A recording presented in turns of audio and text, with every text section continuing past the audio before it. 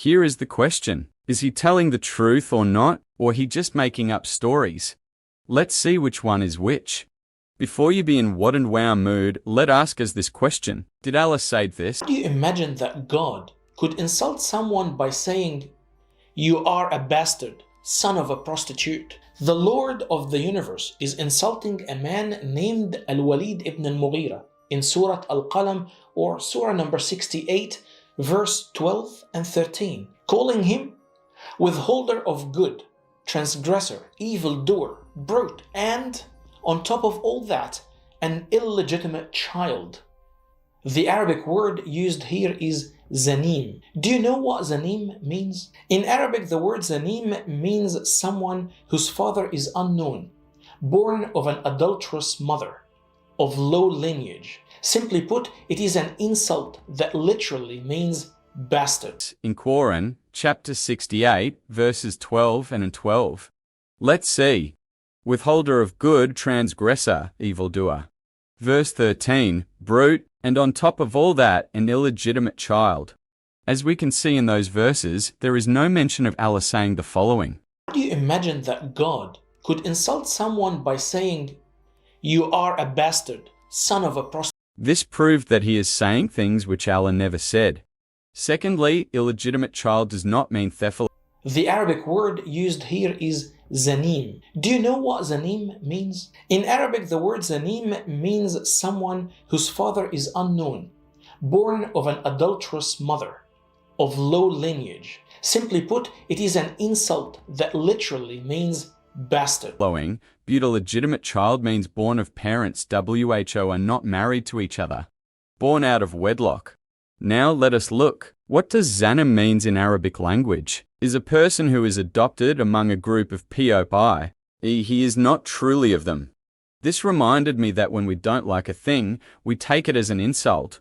While is not but the truth for this, I will give you an example of this.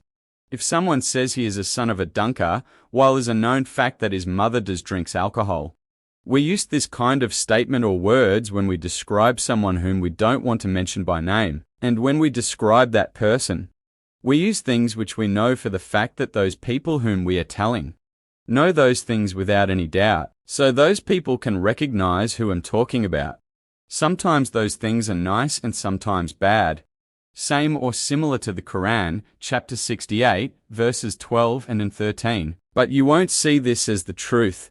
That the Quran, chapter 68, verses 12 and 13 is describing someone when you take it out of context, like he did. Hear the context of those verses. It starts at verses 10 to 13. Verse 10, and do not obey the despicable, oath taker. Verse 11, slanderer, gossip, monger. Verse 12, withhold OG good, transgressor, evildoer. Verse 13, brute, and on top of all that, an illegitimate child. Now you can see that the Quran, chapter 68, verses 10 to 13 is described. Secondly, the question is how he knew the person whom Allah was talking about. Is of course he using a tafsir and decided to hide more information and present what support his false claim. Here is that tafsir. The views of the commentators with regard to that person who has been described in these verses are different. Someone says it was Walid bin Mughira, another one says it was Aswad bin Yorgith, and still another has applied this description to Ignas bin Sharik. And some other people have pointed to some other persons, but the Quran has only described his attribute without mentioning him. Which led to this question how sure he is that Quran chapter 68, verses 10 to 13 is about. A man named Al-Walid ibn al-Mughira in Surah Al-Qalam, or Surah number 68, verse 12 and 13. What made him think the Quran is about him only, not anybody else? Now the question which is left upon us to ask ourselves is why the word Zaman was used. Al-Bukhari recorded from Ibn Abbas that he said concerning verse 13, a man from the Quraysh, who stand out among them like the sheep that has a piece of it ear cut off.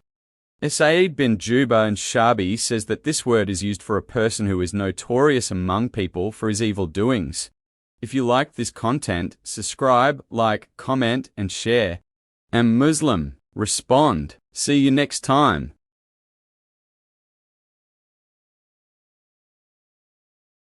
universe. Even morally speaking, a child born out of wedlock isn't his fault.